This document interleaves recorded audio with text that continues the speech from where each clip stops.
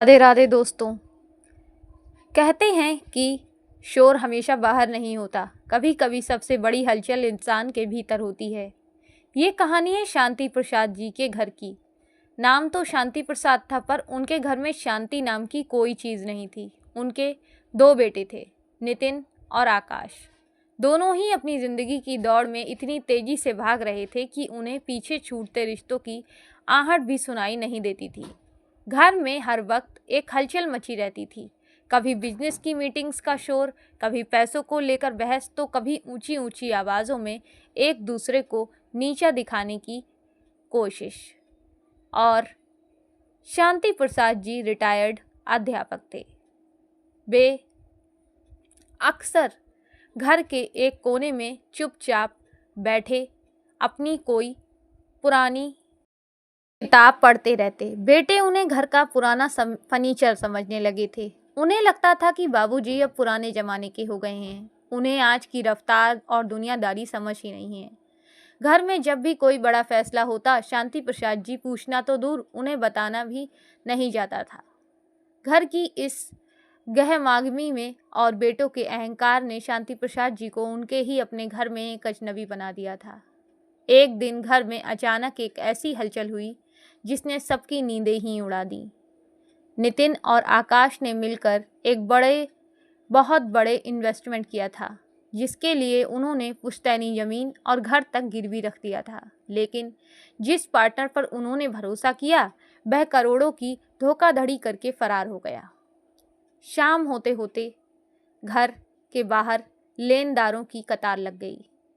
Bank के अधिकारी notice लेकर आ पहुंचे कि अगर 3 दिन के भीतर कर्जा नहीं चुकाया गया तो घर की नीलामी कर दी जाएगी। नितिन और आकाश के पैरों तले जमीन खिसक गई। जो बेटे कल तक अपनी ऊंची आवाज से घर की छत हिला देते थे, आज उनके मुंह में आवाज नहीं निकल रही थी। घर के भीतर एक ऐसी खौफनाक हलचल थी जिसे कोई शांत नहीं कर पा रहा था। दोनों भाई एक दूसरे पर इल्जाम लगाने लगे। झगड़ा इतना बढ़ा कि हाथापाई तक आ पहुंची। तभी उस कोने में एक धीमी मजबूत आवाज आई, बस करो। शांति प्रसाद जी अपनी कुर्सी से उठे। उनके चेहरे पर कोई शिकन नहीं थी, कोई घबराहट नहीं थी। वह अंदर कमरे में गए और एक पुराना धूल से भरा लकड़ी का संदूक बाहर ले आए। उन्होंने उस संदूक को खोला, जिसमें कुछ पुरानी डायरियां और एक पीला सा पड़ चुका लिफाफा था। उन्होंने वह लिफाफा बेटों के सामने रख दिया और उसमें शहर के एक प्राइम लोकेशन पर स्थित एक बड़ी ज़मीन के कागजात थे और साथ ही साथ एक मोटी रकम की फिक्स डिपॉजिट एफडी की रसीदें।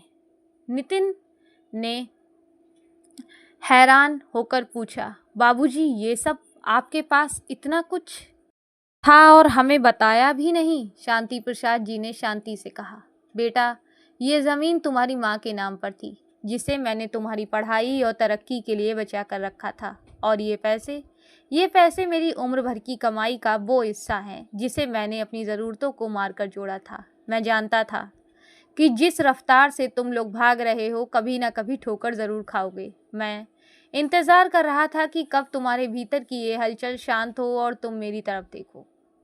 नितिन और आकाश का सिर शर्म से झुक गया। जिस बात को वे बेकार समझ रहे थे, उसी के मौन ने आज उनके जीवन के सबसे बड़े तूफान को रोक दिया था। उन्हें समझ आया कि असली ताकत शोर मचाने में नहीं, बल्कि शांत रहकर मुसीबतों का हल ढूंढने में होती है। शांति प्रसाद जी ने वो कागज़ बैंक अधिकारियों को सौंप दिए और घर की नीलामी भी रुक गई। उस रात घर में बरसों बाद सन्नाटा था, पर यह सन्नाटा डराने वाला नहीं, बल्कि सुकून देने वाला था। बेटे के मन को वो हलचल जो पैसों और घमंड की वजह से थी, अब शांत हो गई थी। उन्होंने अपने पिता के पैर छुए और वादा किया कि अब वे जिंदगी की रफ्तार नहीं, बल्कि रिश्तों की गहराई पर ध्यान देंगे। शांति प्रसाद जी फिर से अपनी किताबें पढ़ने लगे, पर आज उस घर की दीवारें भी मुस्कुरा रही थीं, क्योंकि हलचल के बाद अब वहाँ सच्ची शांति का वास था। तो दोस्तों, ये थी हलचल की कहानी। हम अक्सर अपनी ज़िंदगी की भागदौड़ और शोर में उन लोगों को भूल जाते हैं जो खामोशी से हमारी बुनियाद बनकर खड़े होते हैं। हमें लगता है कि चिल्लाने से और तेज़ी से भागने से हम दुनिया जीत लेंगे, पर सच तो ये है कि जब ज़िंदगी हमें गिराती है तब सिर्फ वो पुरानी सी जड़ें ही हमें संभालती हैं, जिन्हें हम बेकार समझ चुके होते हैं। शांति प्रसाद जी के मौन ने ये सब साबित कर दिया कि अपनी बुद्धिमानी और अपनी संपत्ति दिखाने से नहीं, बल्कि अपनों के लिए उसे बचाकर रखने में है। क्या आपके जीवन में भी कोई ऐसी हलचल है जिसने आपको अपनों से दूर कर दिया है?